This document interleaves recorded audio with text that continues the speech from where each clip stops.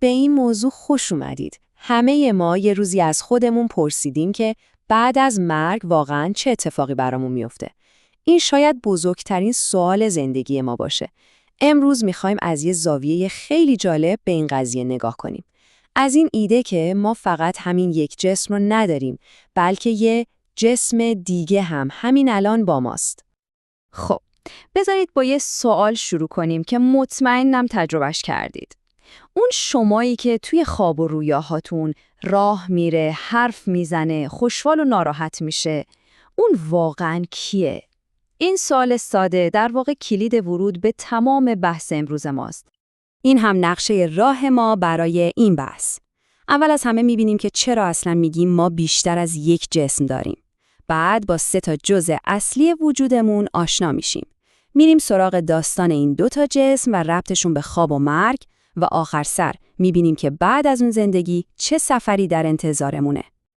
بسیار خوب. بریم سراغ بخش اول. بیشتر ماها فکر میکنیم که ما تشکیل شدیم از یه جسم و یه روح. یه دوگانه ساده. اما طبق منابعی که بررسی میکنیم، قضیه به این سادگی ها هم نیست. در واقع ما 3 بخش اصلی داریم. بله، درست شنیدید. یه جزء سوم و خیلی حیاتی هم وجود داره. این همون قطعه گم شده پازله که به ما کمک میکنه بفهمیم اون کسی که توی رویاهامون میبینیم واقعاً کیه و از کجا میاد. خب، حالا این 3 جزء چی هستن؟ بیاید یکی یکی بازشون کنیم. جسم، روح و اون جزء سوم که خیلی هم اسرارآمیزه. اولین و اصلی ترین بخش روح یا همون نفس هست. این من واقعی شماست، اون جوهره آگاه و غیر مادی که هویت و شخصیت شما رو شکل میده. جالبه که طبق این دیدگاه روح شما حتی قبل از اینکه این جسم فیزیکی به وجود بیاد خلق شده. جزء دوم هم که کاملا باش آشناییم، همین جسم فیزیکی ما. توی این دیدگاه یه تشبیه خیلی قشنگ براش هست. میگه این جسم مثل یه وسیله نقلیه میمونه. یه ابزار موقتی که روح ما توی این دنیای مادی ازش استفاده میکنه تا کارهاش رو انجام بده. و حالا میرسیم به قسمت واقعاً شگفت‌انگیز ماجرا. جسم مثالی. فکرش رو بکنید. یه کپی دقیق و کامل از همین جسم فیزیکی شما، ولی از جنس ماده لطیف، چیزی شبیه نور یا انرژی خالص. این جسم همین الان در همین لحظه همراه شماست. این همون جسم دیگر شماست.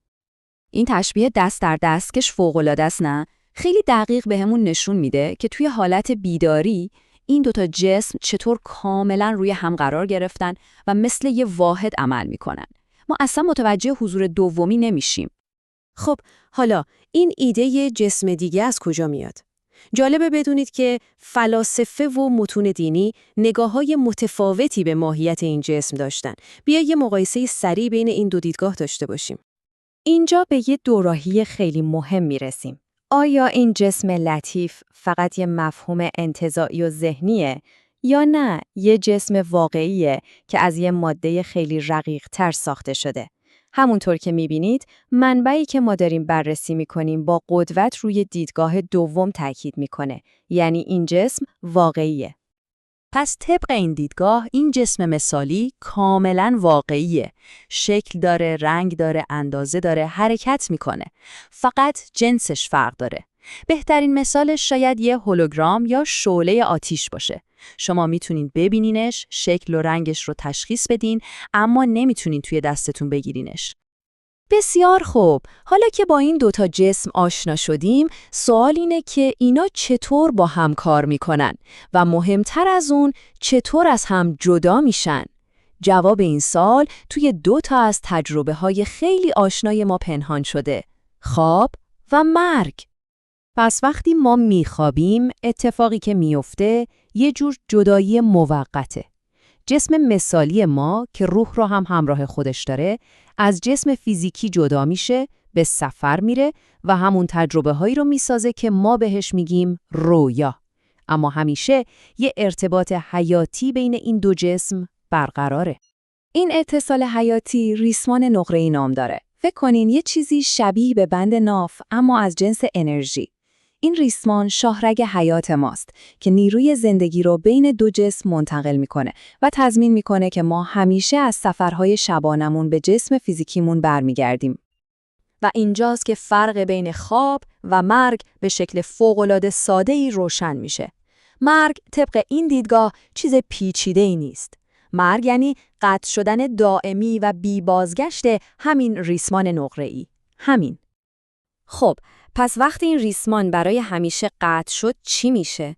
آیا همه چیز تموم میشه؟ نه، این پایان داستان نیست، بلکه تازه شروع یه سفر کاملا جدیده. جسم فیزیکی ما توی همین دنیا میمونه.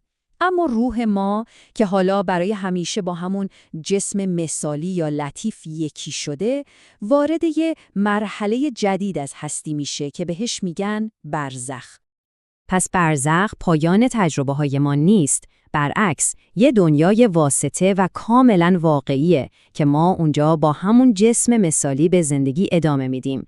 تمام حواس ما، دیدن، شنیدن، لذت بردن، درد کشیدن، همه و همه از طریق همین جسم لطیف ادامه پیدا میکنه. انگار فقط از یه جهان به جهان دیگه منتقل شدیم با جسمی که برای اون جهان مناسبه. و همه اینها ما رو به یک سوال خیلی عمیق و اساسی میرسونه. اگه قرار بوده که من واقعی ما سفرش رو توی یه جسم دیگه ادامه بده، پس هدف نهایی از این زندگی کوتاه ما توی این جسم فیزیکی چی بوده؟ این سوالیه که میخوام شما رو باهاش تنها بذارم تا بهش فکر کنین.